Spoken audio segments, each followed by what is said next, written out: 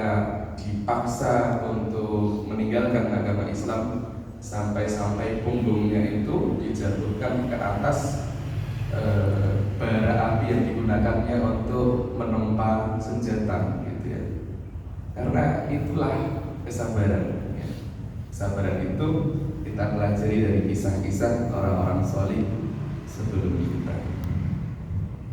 Ketika kita mendengar kisahnya Nabi Ibrahim alaihissalam, ya, ketika beliau dibakar oleh kaumnya, ketika beliau meninggalkan istri dan anaknya di lembah yang tandus, ketika beliau menyembelih Nabi Ismail alaihissalam, itu adalah ketika kita belajar bagaimana yakin kepada Allah dan bertawakal kepada Allah.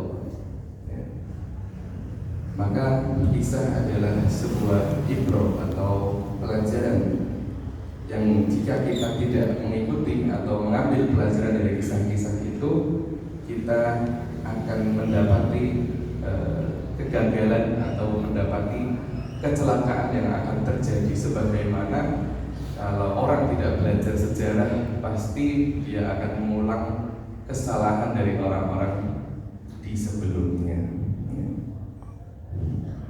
Maka kemudian kita melihat Allah menyebutkan kisah Nabi Yusuf alaihissalam di dalam surat Yusuf ini sebagai ahsanul qasas. Ini adalah kisah yang terbaik.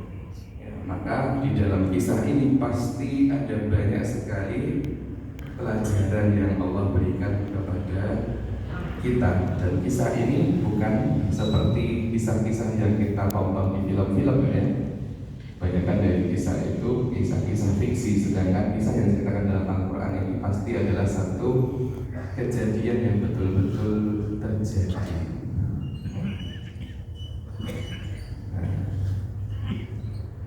Kemudian di akhir ayat ini Allah mengatakan wa in kunta minal ghafilin, ya. Sesungguhnya kamu sebelum mendapatkan wahyu ini tidak mengetahui tentang kisahnya Nabi Yusuf alaihissalam.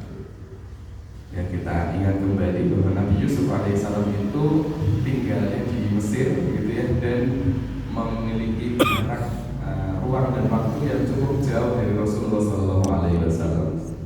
Maka orang-orang Yahudi yang ada di Arab, di Mekah, di Madinah, orang-orang ahli kitab itu ketika mengetahui Rasulullah SAW itu tahu kisahnya Nabi Yusuf alaihissalam, itu sesuatu yang sangat menakjubkan, ya. Karena orang Arab itu nggak tahu kisahnya Nabi Yusuf, yang tahu itu adalah orang Yahudi, gitu ya, karena mereka dari keturunan Bani Israel.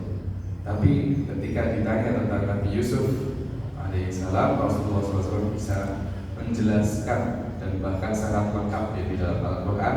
Satu-satunya surat yang menceritakan seorang nabi, seorang rasul dari awal sampai akhir itu hanya berada di surat Yusuf alaihissalam. Sedangkan surat-surat yang lainnya, kisah-kisah rasul itu biasanya dipecah-pecah dalam bagian-bagian kecil, tidak diceritakan secara utuh. Nah, pada ayat yang selanjutnya Nabi Yusuf menceritakan kepada bapaknya bahwa dia bermimpi melihat ada matahari, bulan, dan 11 bintang bersujud kepadanya. Nah, ternyata mimpi ini ada artinya dan akan terwujud di akhir kisahnya Nabi Yusuf alaihissalam.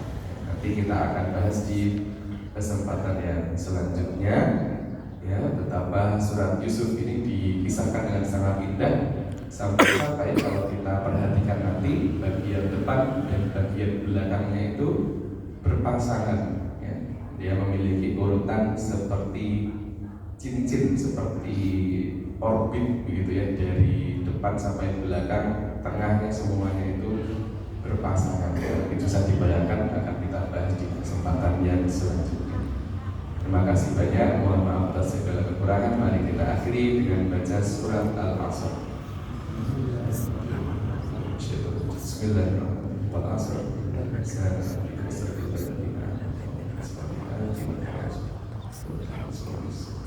Wassalamualaikum warahmatullahi wabarakatuh. warahmatullahi wabarakatuh. Waalaikumsalam warahmatullahi wabarakatuh.